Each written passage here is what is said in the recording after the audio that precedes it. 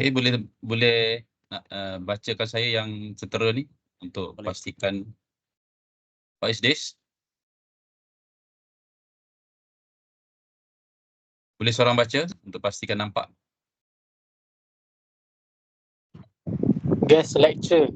Okay, good. Thank you. Okay, malam ni tonight we have a guest lecture from outside UMPSA on title, ni saya letak general title, project management, which is a case study for Susima project by Associate Professor called Chik Wan from MMU Multimedia University. Okay, actually he's from Faculty of Engineering. Prof Mike is actually from Faculty of Engineering and Technology, MMU. Okay, then today we have 1 hour session, but the overall is depend on the length of the talk and everything. It's not necessary to finish at 10, but 1 hour session for it. Okay. For the start, here I give some brief introduction for Prof Mike. Prof Mike is actually a staff of Motorola Solution before, and now he's a technician at Multimedia University. He like to share his experience with students and also work many things on problem solving to solve human or mankind problem. That's actually the dream of all the lecturers and researchers. His current research interests including applied mechanics, friction, stir welding, tribology, maybe heat transfer and all that. Another application, of course, will be go on automotive, you go on mechanical engineering, whatever application. This is the more on applied mechanics. He's also green belt certified by Motorola and also certified design thinking trainer. It's very special, design thinking trainer. His vast experience and knowledge on Susima project and highly expert in research methodology. And I noticed he's also having very high novelty in research publication, paper journals. Okay. And before he starting, then on the project management, I just want to brief you on KPI and CSF. Actually, we have two things on KPI, one and also CSF. KPI is Key Performance Index. CSF is actually critical success factors. KPI is actually quantitative measured that we want to measure the CSF on organization. We want to measure this one using KPI. KPI is a number, number remarkable or numerical remark, used to evaluate the success of organization, department, activities, or whatever. Okay. And CSF is actually critical success factor that must be performed well for organization to achieve mission, vision, objective, profit and loss, or whatever their target, and they represent the thing must go right on business to flourish. The critical success factor, which is that factor is not success, the company will be in bad shape, or at the end will be a collapse, or maybe worse is actually bankrupt. You fail this. If you go for working letter and you must know your CSF, then how to achieve the CSF using the what KPIs numbers. 10% of improvement, 20% of improvement or reduction, something like that. That's KPI on what is a success factor. Okay, let's just brief on this. Okay, before we start, and then I unshare my screen. Okay, we welcome Prof Mike to share his slide and finally start the talk by Okay, the floor is yours, Prof Mike. Thank you, Prof Muhammad. Let me share my screen right now. Okay.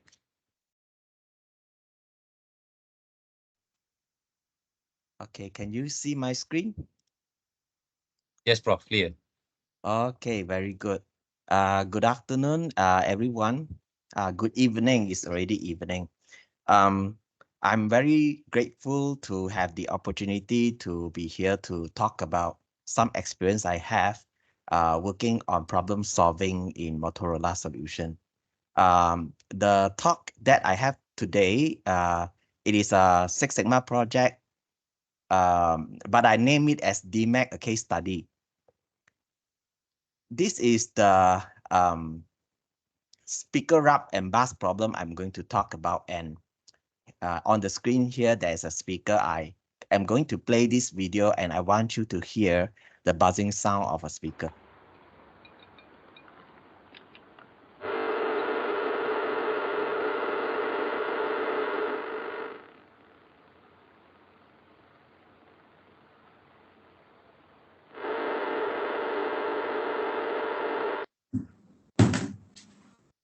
All right, I'm sure you heard the buzzing sound.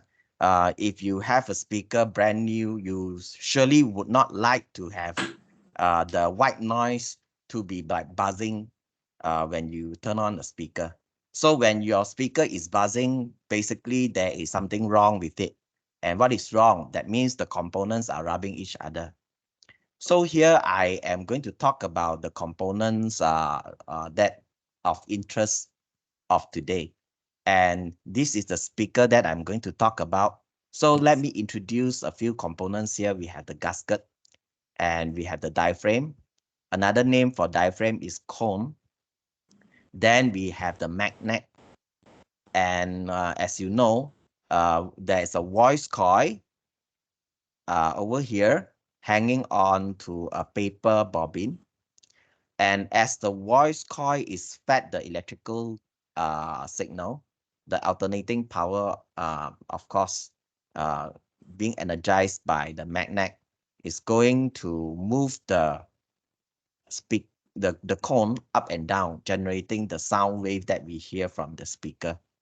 So this is the product where the speaker is mounted,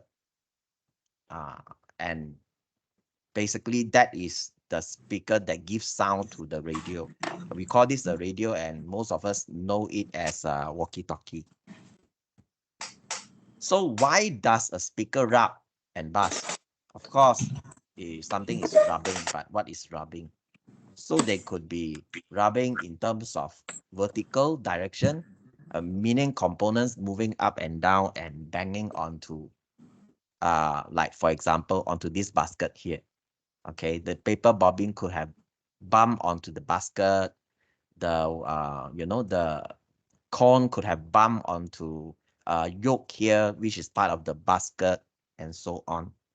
Now, of course, another way of buzzing would be sideways motion, where you have the voice coil going sideways, bumping against the magnet or bumping against the basket. And we need to find out all this when we are doing a problem solving. And the flow of DMAIC is such that, okay, these 5 letters have a meaning. D stand for define, which is basically the initiation phase of your project. And M stands for measure. And when you go into the measure phase, which is the second phase of these 5 phases of DMAIC, you are already into the planning phase of your project. Then you go to the third phase called analyze, and which is the first phase in the execution. And after that, you go into the improve phase, which is the second stage of the execution. And at last, you have something called the control phase, where you achieve some closure to your project. All right. So let's start with the first phase, the define phase. There are 2 main tasks in the define phase. You have to define what the problem you are actually trying to solve, and you have to gain necessary management support for resources. Now, it might seem very obvious to you that you need to get this done before you start the project. But a lot of times, there will be argument and confusion when the project unfolds, and scopes could expand, and people can get involved. More and more people would be sought for their opinions and so forth. So it is good to have a scope clearly defined at the beginning of the project during the define phase. in order to avoid all the unnecessary problem that kicks in later on. Those unnecessary problems could be people blaming others for not being informed, or people experts not being brought into the table for discussion and their opinions sought, and therefore the solutions are not meeting the requirements. Here we have the speaker problem. And why is the speaker so important? First of all, when we are rolling out this product has a code name called Noor. When we were rolling out this product, we had a critical failure on the speaker. Okay. When I say critical failure, that means it's not passing the requirements for shipping. The problems were detected during the accelerated testing in the facility. And when we didn't meet certain percentage of passing components, the whole radio would have to stop ship. So it brings me to the concept of critical path. A critical path basically is the a path of activities that you need to finish or make complete so that you can move on to complete the project. So if you have like a few activities that you can run in parallel, the critical path is the one that is taking the most time and is kind of the roadblock for you to complete the project. So in a sense, this speaker problem is the critical path because we are trying to ship the product, and the problems that happen to the speakers actually stop ship. And we need to basically pump in resources, people, manpower, expertise, money, and time to make sure the speakers do not give problems to the product, and the products will ship according to the deadline. And as you look at this chart here, we have the big Y, meaning this problem actually contribute to the cost of poor quality. And then the little Ys are, where the cost of poor qualities are coming from. And you can see 43% are from audio for this product. So then what are contributing to problems with audio? Noisy speakers, TXA, transmit, receive, hum and noise. And then speaker rub and buzz is the one that has the most problem. So what it means is when we are doing in-house testing on the product, we find that speaker rubbing and buzzing is the most frequent problems that occur on the product.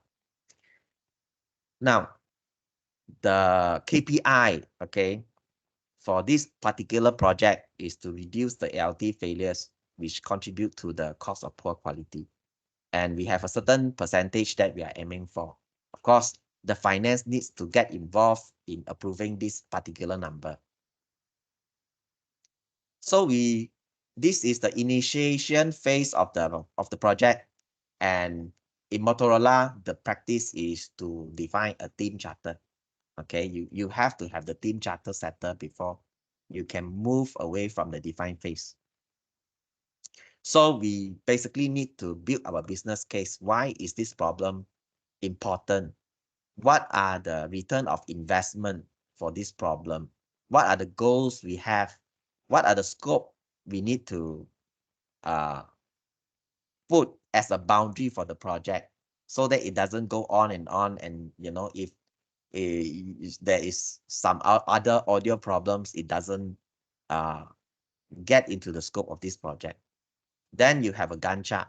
Okay, we call it a project plan, but basically it's a Gantt chart, and you need to tell the management the timeline of the project activities so that the management can keep track of the milestones or the activities being implemented, and there are certain timing for some critical activities to complete.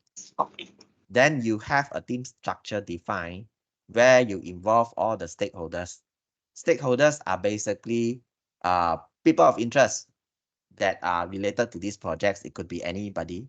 could be the subject matter expert, it could be the project sponsor, it could be the finance, it could be your boss, who is the champion. It could be the consultant, black belt consultant who is working alongside with you. Because at that time, when I was working in this project, I was being certified as a green belt. So I need a black belt to guide me. After the first phase, the define phase, we move on to the measure phase. So why do we do this measure phase? This measure phase is basically the planning phase of how to solve your problem.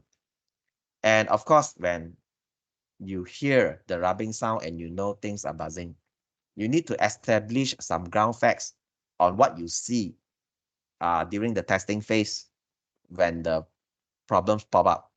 You have to be very sure what is happening and what is not happening. You have to find ways to quantify whatever variables that are important to these problems. And you need to plan out what to measure. You need to plan who is to measure those things, and how to measure those things, and what are satisfactory and what is not satisfactory in terms of the measurement outcome. For example, speaker up and bust, it could be very tricky because if you say it is a listening test and you depend on a person to define whether it is rub and bust, it's not being very objective. But that is what the vendors shipping the products to you use as their golden standard to measure speaker rub and bust. So basically, they have an operator trained on listening to the speakers and decide whether the speakers are good or not good.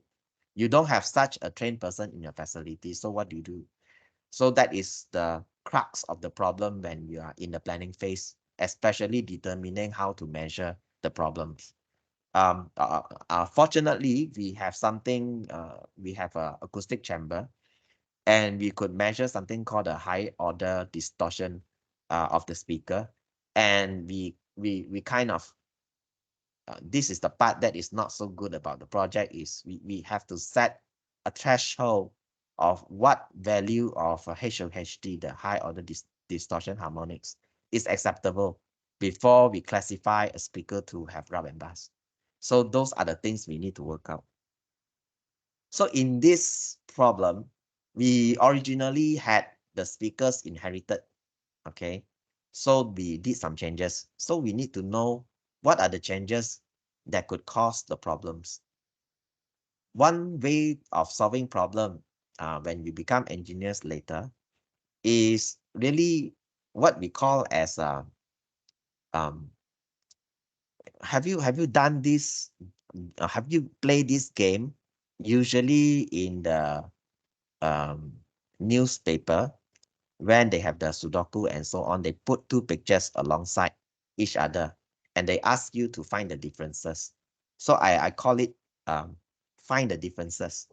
And finding differences are actually a very effective tool of identifying or possibly possibly determining the root cause of a problem. Why do I say so? Because a lot of times when we have no idea where to start, sometimes we just have to start with identifying the difference.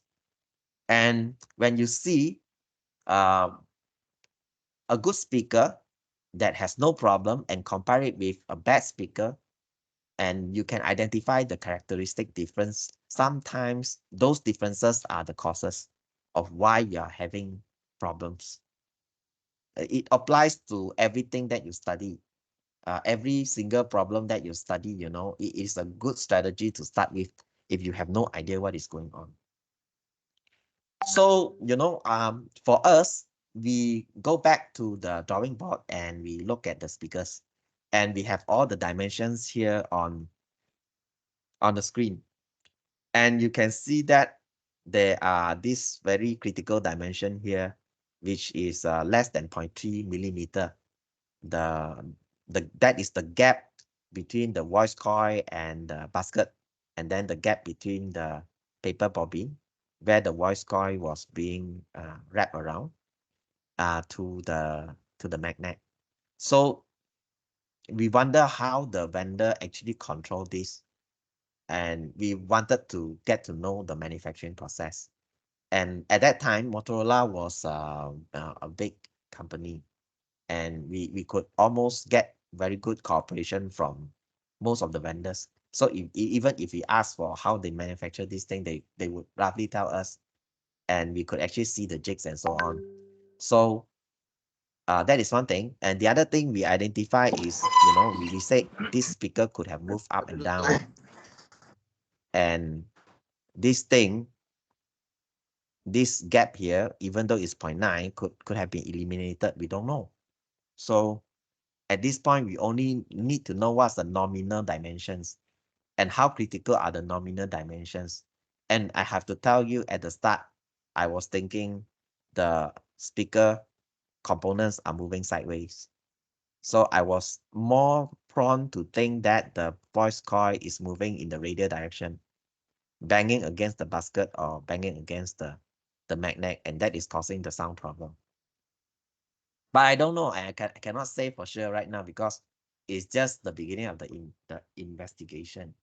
Okay, so another thing you can do when you're planning what to measure, you think about the equipment you have and what you can measure, right? So this is what we do. We take a normal speaker and we use a high-speed cam and we measure the movement. And this is what you see, right? I'm sure you can see the moving diaphragm or the cone of the speaker. And when you look at this, it's like somebody breathing, right? And the breathing is very smooth. Now I want you to take a look at a non-normal speaker. So I'm stopping this one. I'm moving ahead to a bad speaker. Okay. Wait, it's not stopping. So this is a abnormal speaker.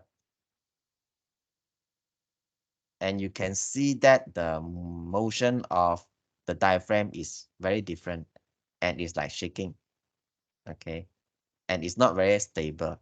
And we don't know what is happening actually, because that is all we can see.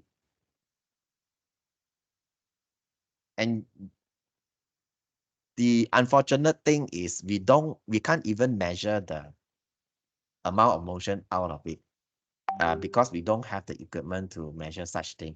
I'm sure our counterpart in US has such equipment, but at that time we didn't. So that those are the only things we have. Then, of course, we need to establish the ground fact, what is and what is not.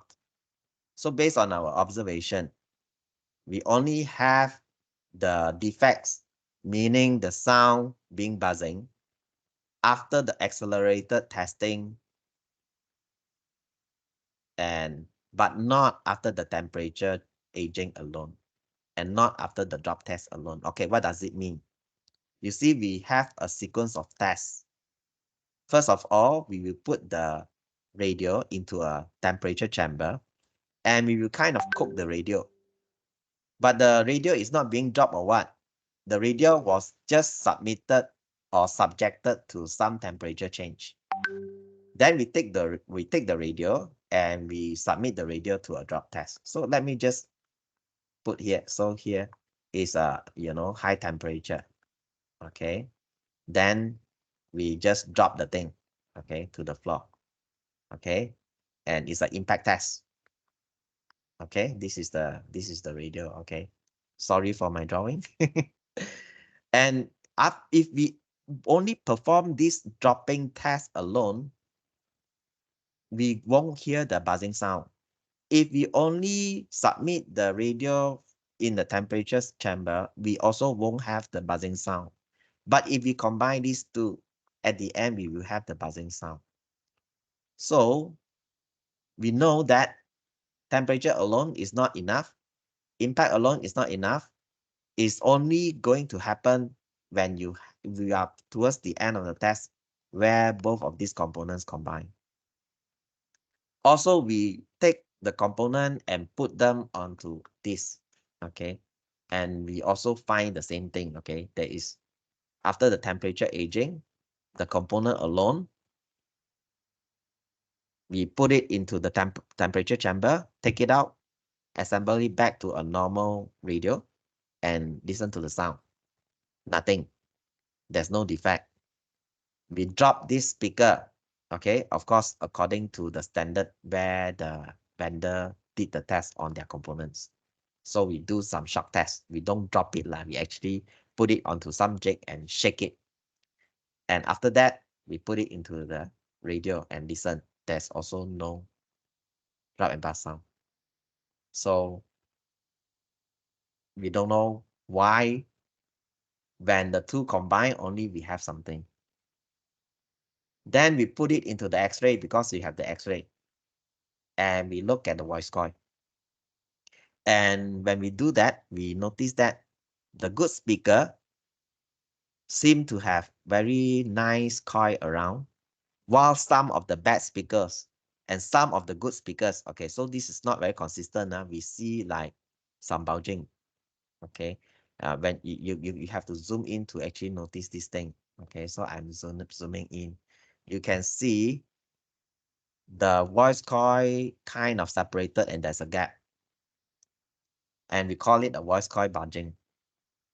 We don't know whether this has contributed to the buzzing sound because we see both good or bad speakers being there, having the same symptom. Okay, so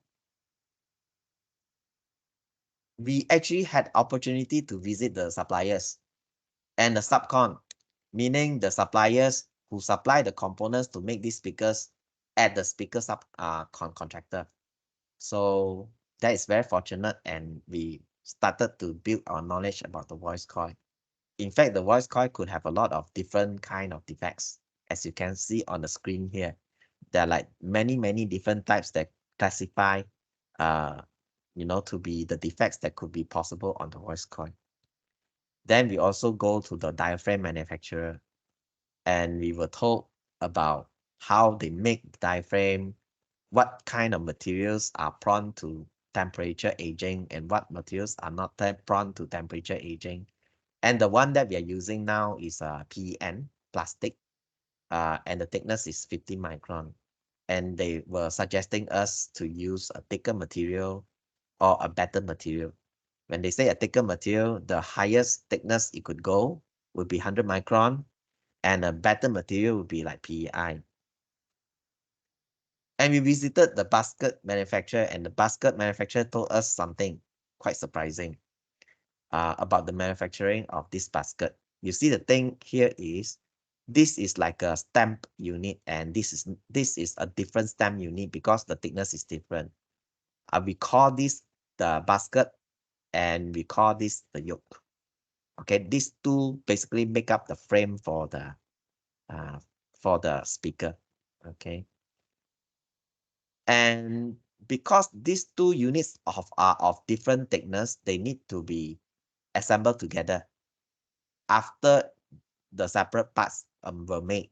And the way to assemble it is a stamping process. So the stamping process has some heavy object scraping the metal piece over here to form a cream. And this cream is basically holding the yoke together with the frame. Okay, I know it's kind of I use graphic to illustrate for you. So basically, you have these two pieces being separate at first, and of course, this piece cannot move beyond this point because there is a yoke over here that is constraining motion downwards. But this piece can actually move up right now before the operation of assembly. So during the assembly, what happened is there is a very heavy object symbolized by this orange thing that punched down. And when it punched down, it will scrap the metal pieces on the yoke, so that there is some crimping point. There are crimping points formed during the punching. And these crimping points are the ones that hold the two pieces together to make a basket. Okay.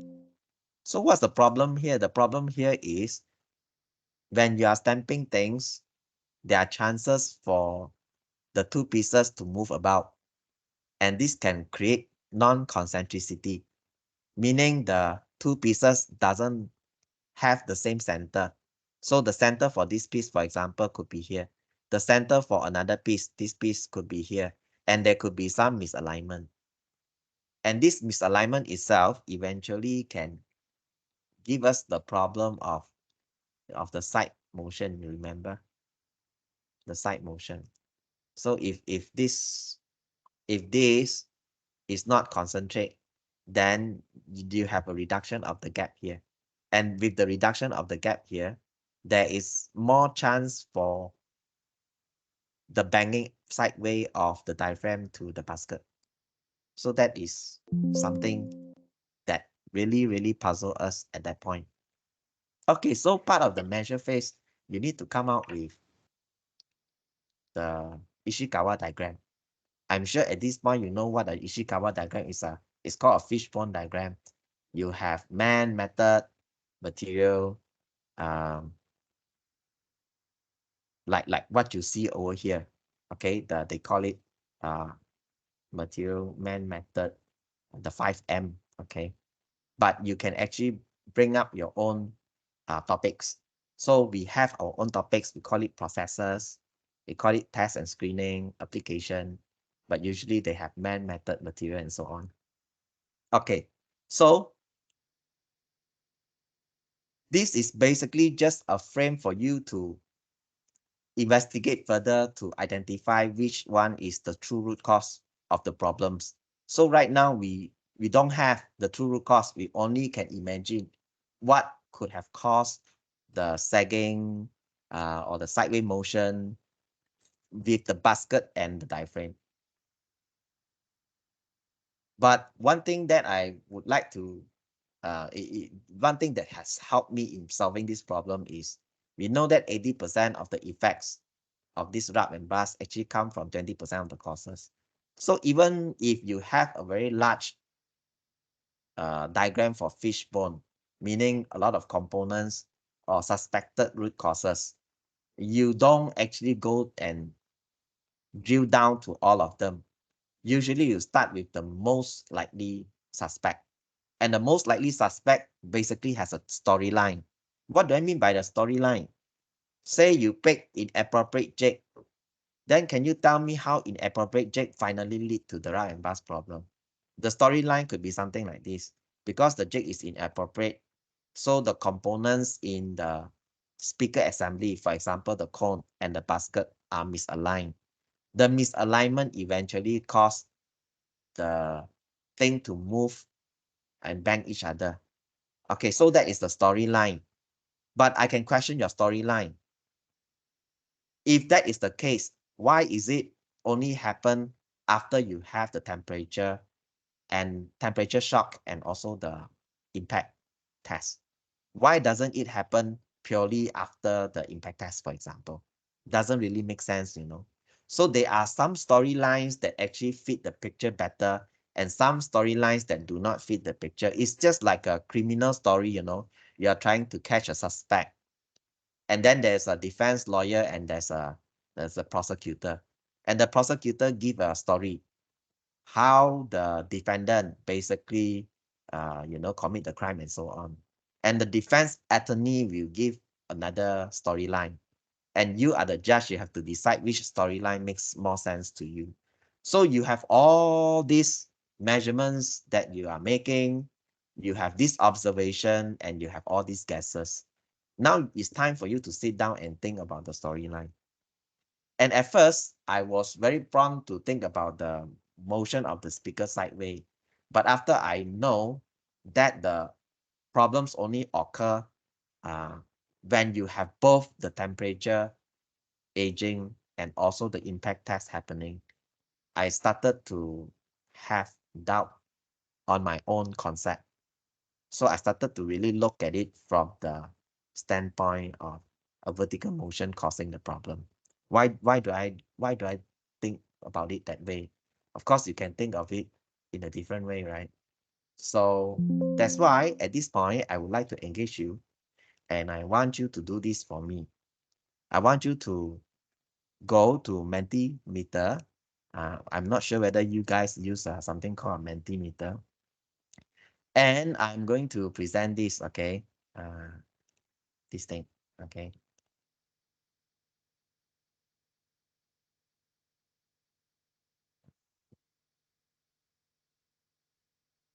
So if you are having your cell phone with you, I would like you to go to menti.com and you put in this code 15791727 and you tell me what you think so far from the explanation I have about the speaker problem.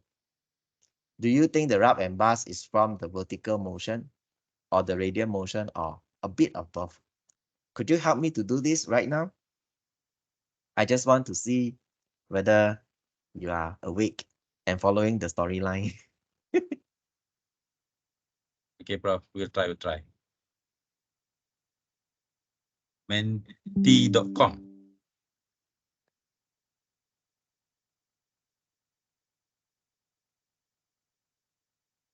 Then where's the number? Menti.com, the number is 15791727. Let me put the number into the chat box. Oh, already some people are inside. Okay, I have 15791727.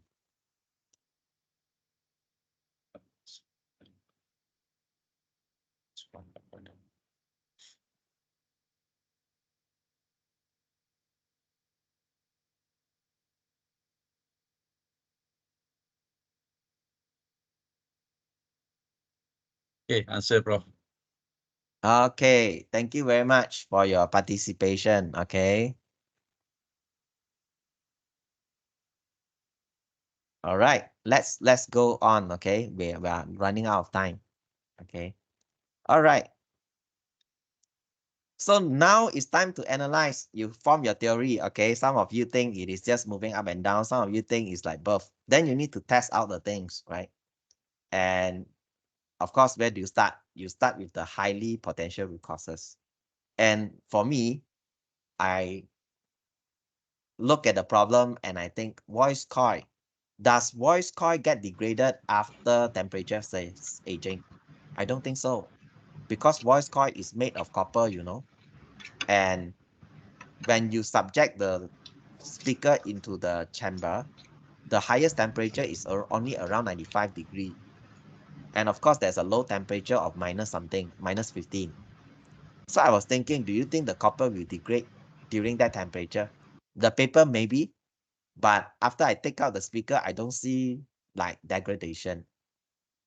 But I know for sure that the speaker will rub and bust after the temperature, aging, and also the impact test. That is what I know for sure. So I don't want to go and study voice coil first. Now, the cone or the diaphragm is made of plastic. Everybody knows that plastic get degraded in temperature aging. Otherwise, why would the plastic become softer, after repeated temperature shock or something? And that is what we observe also. So I want to study the diaphragm because of this. And I think the diaphragm has some. It's the major contributor. Now the basket. Of course, the basket will not actually get degraded during the temperature aging. Nobody thinks so. But the basket will deform if you drop the basket, right? We have the impact test. So the impact test basically will deform the structure. Do you think the plastic will get stretched during the impact test? Maybe not. The plastic will only sag during temperature aging. So the basket could deform, and we studied the basket. So what I did was I do what we call a 2T test. 2T test basically is a comparison before and after. So I take a diaphragm, for example. I mark 4 lines and I go and study the lines difference before and after temp shock. and I just want to measure whether the line gets shorter or get longer after the temp shock. I did that for 4 different samples. The first sample is the original diaphragm we are having. The other samples are what the vendor suggested us to change. Okay, so these are the alternative they asked us to try out. And then what I did, after I did all the tests, I find out that the sample we are having, basically there is some kind of shrinkage. Okay, because I always find that L1 shrink more than L3. And that means some anisotropy is present in the plastic material. That doesn't surprise me actually. But what surprised me is all the rest of the plastic doesn't actually display this. Only the set of plastic I have, which is basically now on the speaker I have, has this problem. Then I put 4 dots on my speaker and I use some optical imaging to measure the height of the 4 dots before and after the temperature aging. And of course, you wouldn't be surprised, right? The diaphragm actually sag, meaning after the aging, the diaphragm basically become softer and the whole thing just drop. So, and the drops is quite significant. Then I also did the finite element analysis. By the way, when I was working there, I was a finite element analyst. So this thing I do like every day. And when I do the speaker drop test, it's not just a drop of a speaker. No, actually this speaker is mounted on the entire radio, and I drop the entire radio in the simulation. But I only look at the speaker. So when I look at the speaker, I see that there's some high stress on one corner of the speaker. And why is there a high stress there? You can easily appreciate the fact that this is a solid, this is a solid. But then on this leg over here, there's a hole. And that hole is purposely made there so that the wire can pass through. Remember, you have the wire, that fat electrical signal into the voice coil. And the wire needs some place to go in. And that is the place where the wire went in. So I'm like, I cannot get rid of the hole, right? There's no way. Otherwise, I have no voice coil. So eventually, I want to finish up the story because I'm running out of time. The speaker and bass basically come from here, okay, and come from here, come from the vertical motion, which is very, how to say, very surprising to me, to be honest with you, because I spent a lot of time doing this project. And as I already told you, when I started, I have always thought it was this way, because this was the smaller gap, but it wasn't. What happened is after the temperature shock, this thing actually dropped and it eats up a lot of this. So you could imagine it eats up about 0.7 mm. You're left with only 0.2 mm, for example. And then what happened is when you feed the electrical signal, of course, this has to go up and down, right? Because you already add up 0.7 mm, you're left with only 0.2. So if you hit, when the sound is played, it wants to move up and down, it has to hit, and it hits here. And then because this thing sag, and this guy also deform, it will hit on this surface. This part over here, we hit on this surface. That was what we found. Okay, so I already told you the culprit. So the solution we have, okay, why are we talking about solution? Because I'm moving along the storyline, and I want to go back here. I want you to realize what is happening. You have the project, you initiate. During initiation phase, you define your Gantt chart, your stakeholder, also your scope. Then you start to plan how you are going to tackle this problem. You execute, you analyze. Now you know what's the problem. So you try to improve and you come up with a solution. This is where we are right now. So we go and look up potential solution. We know what are the problems now. And of course, we need to look for the cheapest solution that doesn't cause a lot of changes. So the cheapest solution is, instead of making a bigger basket or thicker basket, the quickest way is just to make this hole smaller. These are basically the audio vent hole. You see, every speaker would have some vent hole because the diaphragm need to move. And you need to give some hole for the air to go out, right? But you don't need such big hole. You can actually make the hole smaller. When you make the hole smaller, the whole frame here would be stiffer. And it's not so easily deformed. Of course, another thing we can do is we strip this down because I know this guy is touching here. So we ask the vendor, okay, tell me how low you can strip this down without affecting the audio performance. You need this piece, you know, because this piece is like the magnifier for the magnet. The magnet is giving magnetic line, and these are basically the steel material that concentrate the magnet. So you need this piece, but it can be optimized. We ask the vendor, okay, tell us how low you can go. And they tell us, okay, this is what we can do. So we thin it down. Did we change the diaphragm? No. Despite the diaphragm being the culprit, we actually didn't change the diaphragm because changing the diaphragm costs money. Changing a basket doesn't. And that's what we go for, and we try, and it works. Okay. So when it works, we need to implement the solution. Now we know this is the solution we need to implement. And when we implement solution, we need to tell everybody, you know, like a lot of people, because there is design change, there is you know, we need to involve quite a number of people to make sure the communication is there so that they know what is happening and we are ready to ship. And at last, that is the fifth phase, the very last phase, we give a closure to the project. And what we did was we make sure we don't repeat this.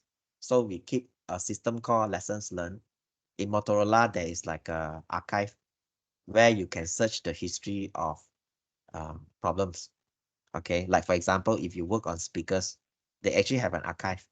You can go and dig every single product and what are the speaker problem they had before. And then you can learn from it, you know. That is what we call the lessons learned. In the control phase, of course, you need to make sure the specs is of the components or whatever is how to say refreshed, and the version is kept updated. And you need to standardize, like for example, now I know this is the problem. I can pass down this knowledge to other people working on speakers and standardize the practice. When I say standardize the practice means I can come up with a spec. If I have a lot more lessons that I learn now for this particular thing, I cannot come up with a spec. Like I can only come up with a spec for the components. I cannot give a spec as to how to build the speaker or how to make sure speakers, you know, are built properly. No, not to that extent yet. Okay. Okay, so I end my lecture today at this point. I welcome any questions you have. Any questions about what I just said? Thanks, Prof, for the sharing, for very nice sharing. While student preparing their state question or anything, I just want to just give a few concluding remarks, a little bit on what you giving just now. Is about I think nearly 45 minutes. Huh? It's very nice timing, actually. First one, I think for the student, overall student that you see, you will be also facing this kind of problem, real world problem, real world issue in working environment later, which is sometimes we see looks like small things, but to solve it is actually you need a very detailed, scientific, and systematic approach. But when you solve it and you feel that, oh, I solved a big problem for the company, which is cost a lot, reworks, maybe come back to market and everything. Okay, this is actually very good real world sharing. It's actually on quality issues or quality problems, and very real parts and very real things. Okay, and I think it's not easy to get this sharing by industry. Okay, even we are academic, but we are sharing industry. And also you can see this is very detailed study. I also give some projects to student on case study, but normally they are using sometime makeup data or something. Just the flow of project itself only what they are studying. But the actual data is very far from them, reaching them. Okay. Also, actually, what I see here, the solution is uh, very very proofing. You can prove that when we see your uh, when you see your culprit and your solution, it's actually very 100% proving that you solve the problem with low or no cost, something like that. And just small change on something and the jigs or something with very minimum cost. That's engineering. That's the technical person that we are. We have to solve a problem without money. That's the hard way. It's not the solve a problem, but with a lot of money, then easy. No need engineer to solve it. It just change the machine, change the. Okay, but we are mean to solve a problem with minimum cost all that. Actually very detailed and very nice sharing. Anyway, we welcome maybe one or two questions because we are now at 10 o'clock. Okay, please, anyone, if you ask a question, then you get the merit lah for what you answer is wrong or whatever that. Then if there, because I can see my short quiz, all question is having a student wrongly answer, because the jawapan is actually different person, different answer. Okay, please, any question, anything on project management, DMIC, process flow or whatever, anything, anyone, please.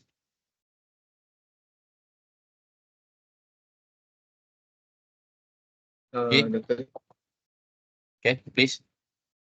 Doctor, may I know just something like the tool from the DMAIC is flexible, or we need to follow the like define have the define tools, the measure have the measure tools, or we can the tool is flexible. Okay. Actually, it's flexible. You see, the thing is when you do problem solving, the key is to solve the problem. The key is not how you deploy the tool. So for example, your Ishikawa diagram, you could use your Ishikawa diagram in the measure phase just to decide what to measure based on your imagination of where the root causes are. Okay. Then when you go to analyze, you can deploy the same tool again. For example, the Ishikawa, you can deploy it the same thing again, but this time, of course, you nail down the root cause and you have a more refined fishbone. So it's not like you definitely have to have this tool at this particular point or that tool at that particular phase. You could even move from analyze back to measure if your analysis is not giving you what you want. So it's very iterative. Is when I present it as a story, I want to make it more chronological, but the real world doesn't work that way. The real world is quite chaotic and there is iteration. Yeah. So it's something like FMEA. FMEA 2 is around on the improve phase or on in the control phase. Okay, I will definitely say that FMEA can be deployed in quite a number of phases, not only at the control phase.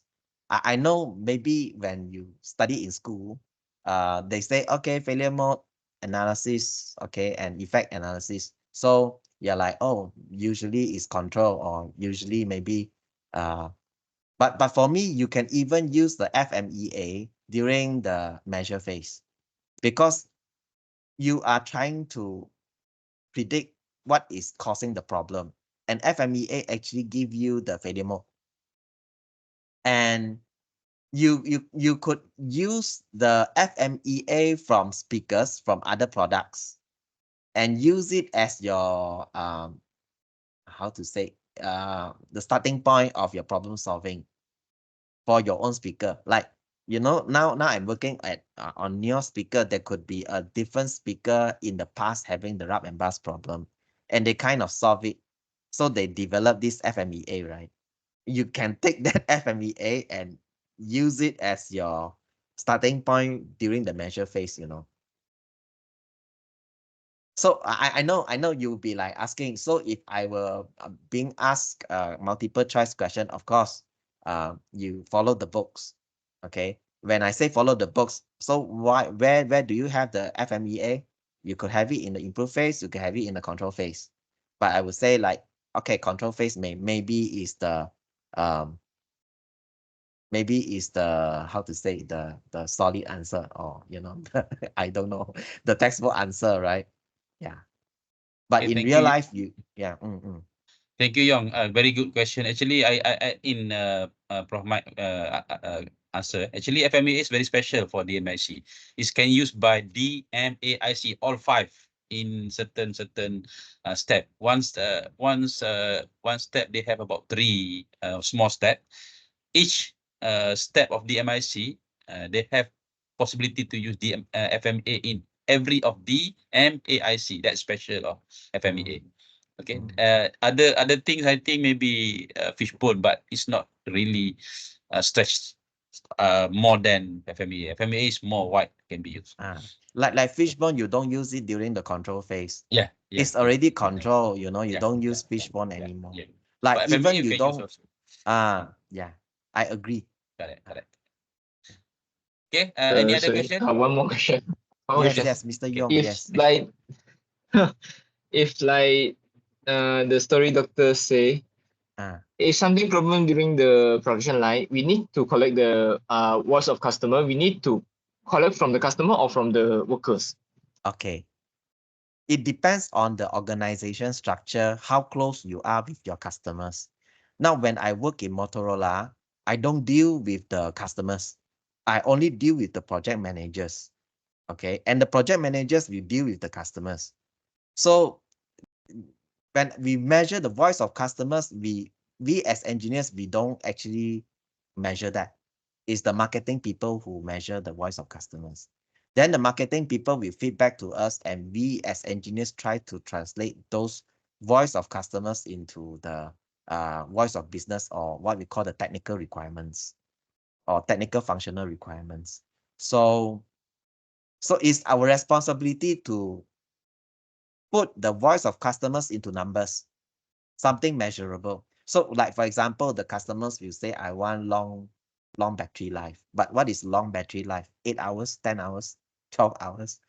They, you know, of course they want it as long as possible, but technically we cannot deliver, right? Because our battery technology is still very limited. Even until today, I think battery technology needs dramatic improvement for revolution, right? And we are depending more and more on EV, and so battery is still a constraint. Yeah, agree. So it's like means we still can collect the voice of customer from the customer feedback. if you then, have a chance to then we have to define what is the problem from the customer, right? Just doing like that. If you have a chance to talk to the customers, yes. But sometimes, a lot of times you don't. Like for me, I don't have a chance to talk to the customers. I only hear stories from the marketing people. Like marketing people sometimes tell me very funny story. Like they will say they observe the customers. I never see it, but they say the customers, like, you know, some US customers, they eat the chestnut. You know chestnut, right? Walnut or chestnut, and they put on the table, and they need something to bang onto the chestnut so that it cracks, right? And then they say they use our radio to bang onto the chestnuts. So they say, like, you need to make sure your radio can survive that. So it's very funny, you know. I mean, like, what they say is very funny. But you don't actually see it, but they tell us. Yeah, very high demand. Like, because they find it like it's a rock, you know, like it can be used as a tool to just hammer things, and they do that. Okay, understand. Very funny and very ugly. Is you know, it's very funny one. Now, of course, when you have a chance to talk to customers, that would be better. a lot better, but unfortunately, I don't. Actually, the best what customer need is actually iPhone 15 Pro Max with only $200. Yeah, they will That's tell you, I customer. want it for free, right? Yeah, I mean, something like everybody that. wants everything for free, Yeah. right? So, Something like yeah. that. Yeah, but we have to deliver whatever we can lah. Best quality with the optimum price, all that. Okay. And the price that we can make profit on. Yeah, of course. Like you also, you come to UMP SA to study, right? Maybe I want like the best lectures in the world. I also want the cheapest cost, right? I want it for free, right? It's the same thing lah. Okay. Okay, any other question, please? Kalau ada satu lagi, dua lagi, satu lagi. Kalau ada, please. From other course. Anybody? Semua dah puas hati? Okay, it's okay. Kalau dah tak ada, then maybe we end here for the guest lecture from special guest Prof Mike from MMU. Boleh kita buka apa tu? Kamera untuk yang boleh lah. Buka kamera untuk kita. Tunjuk muka. Tunjuk muka, betul. Tunjuk muka dan view view gallery bagus together mode. Together mode Okay. Siapa yang boleh buka? Tengok. Okay, dah sikit. Kita ada nearly 100 tadi maximum, dan dia up and down. Mungkin ada kelas yang wajib jawab soalan, ada kelas yang tak wajib. My class mewajib jawab soalan yang ada dan my class is depend on your lecturer yang saya open tadi. Okay. As attendant, because by this guest lecture, class this week tak adalah. This is actually enough for your study time. Okay. Ada lagi yang boleh? Tak nampak background don't worry. Nampak muka you je ni. Masing-masing. Oh, speaker di belakang sebab kita awal Okay.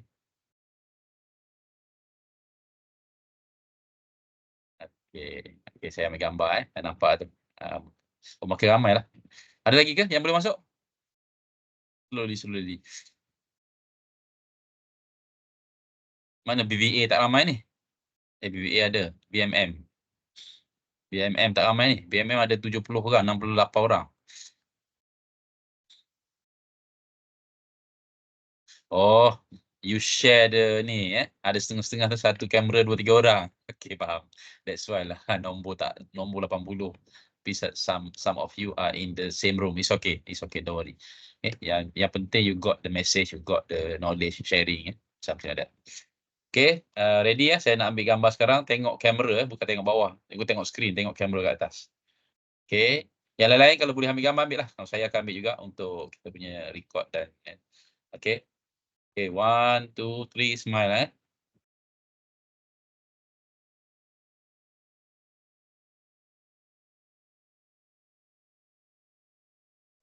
Okay, satu sekali sudah. Saya ambil dua kali Okay, satu lagi. Sekali lagi saya ambil Satu, smile, tengok kamera. 1, 2.